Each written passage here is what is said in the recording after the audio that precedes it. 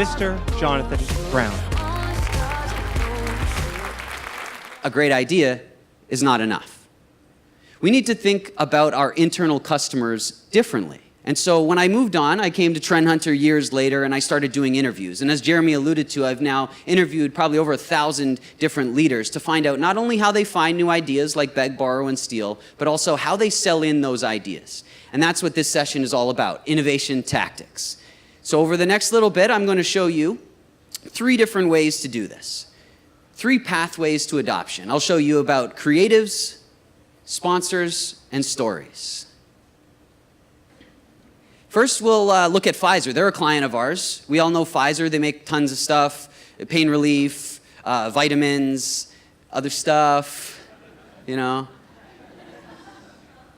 But I talked to David Dombrowski there. He's our main client, and he told me about a product that they launched, which the success story actually started with one of their junior scientists who naturally, organically, started to saddle up to the design team. So you think of Pfizer and 2 groups reign supreme. You have the science side, obviously, the medical side, because the drug's got to work, and you have the design side, because they need to make sure you pick up their product off the shelf instead of something else. So naturally, you could imagine that they kind of work in silos. Even if you think of the parts of your brain that you use for those kind of tasks, it's a bit different. But one junior scientist started to break that silo socially. And as he started to integrate with the design team, he started to adopt some of their design thinking. They have a saying at Pfizer that David told me about, which is, design thinking is design doing.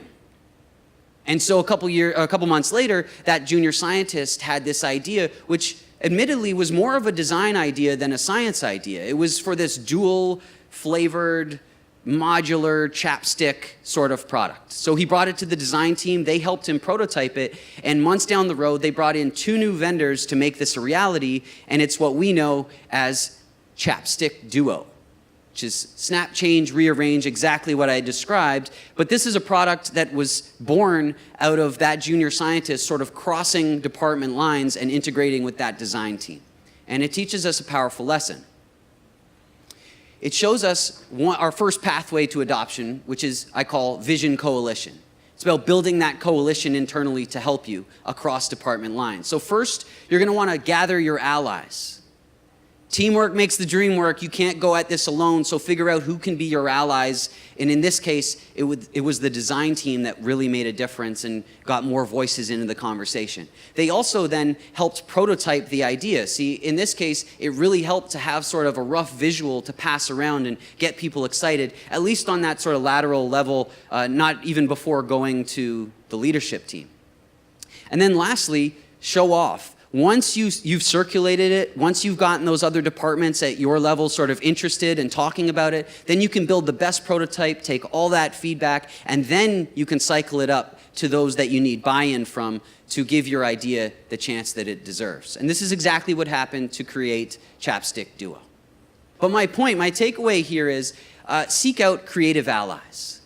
Think about the people around your office that are creative, that can help you bring ideas to life in different ways and can be those allies for you. Who are your allies in bringing ideas to life? Think about how you can build that team ongoing, even if it's informal. A bit of a homework question I'm all about. How many businesses do you pass every day that do something better than you, who you could learn from? Probably a lot. Just on your drive to work, think about how many businesses you pass and how much they could help you. This program can help you get there, so maybe you can create something like this internally to go find those new solutions.